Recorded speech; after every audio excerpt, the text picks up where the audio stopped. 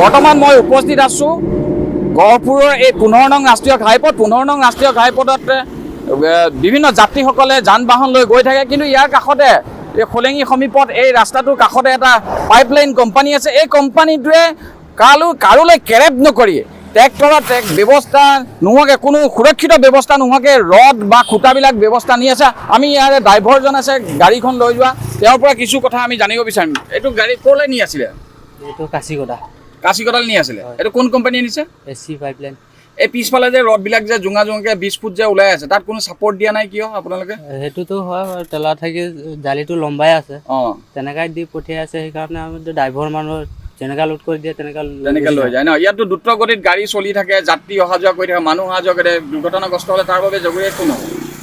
সেইটোতো মই এতিয়া কি ক'ম, এতিয়া মইতো ড্ৰাইভাৰ মানুহ, এটা যা বুলি ক'লেতো যাবই লাগিব মই। হয়, কোম্পানী মানুহক আপুনি ফোন কৰিছিলে বা কৈছিলে নেকি? কৰিছিলোঁ, তাৰপিছত ছুটিত আছোঁ বুলি ক'লে। হয়, ছুটিত আছোঁ বুলি। আপোনাৰ নাম কি? বিপুল। কিমান দিনৰ পৰা এনেকৈ দি থাকে আপুনি? হ'ল এতিয়া এবছৰ মানেই হ'ল। হয়, ঠিক আছে। মই এটা কথা ক'ব বিচাৰিছোঁ যে এই এনেকুৱা এটা পৰিৱেশত যিটো ৰাষ্ট্ৰীয় ঘাইপথ, ইয়াত দ্ৰুতগতিত গাড়ী যান বাহন অহা যোৱা কৰি থাকে আৰু যিকোনো মুহূৰ্ততে দুৰ্ঘটনাগ্ৰস্ত হ'ব লাগে।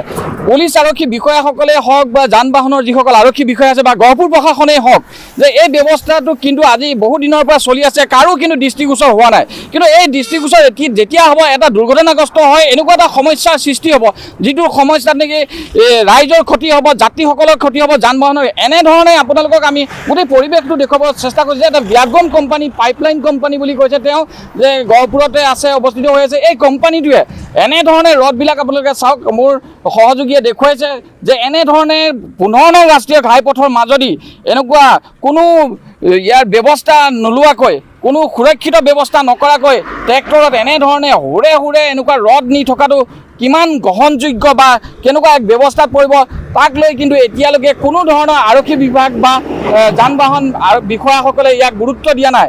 ই এক লক্ষণীয় বিষয় হৈছে। আৰু এটা কথা আমি ক'ব লাগিব যে সৰ্বসাধাৰণ ৰাইজে যদি কিবা গাড়ী এখন লৈ যায়, কিবা এটা কাৰণত হেলমেটটো পিন্ধি নাযায়, সেইখিনি ক্ষেত্ৰত কিন্তু যথেষ্ট তেওঁলোকে গুৰুত্ব দিয়ে বা ফাইন কাটে। এনেকুৱা ধৰণৰ ব্যাগম কোম্পানীবিলাকক কিন্তু এনেকুৱা ধৰণৰ অসাংবিধানিক কাম বুলি ক'ব লাগিব। কোনো গুৰু গোসাঁই নমনাকৈ তেওঁলোকে কাৰ স্বত্ব চায়ত এনেকুৱা ধৰণৰ কাম কৰি আছে, ই এক লক্ষণীয় বিষয় হ'ব।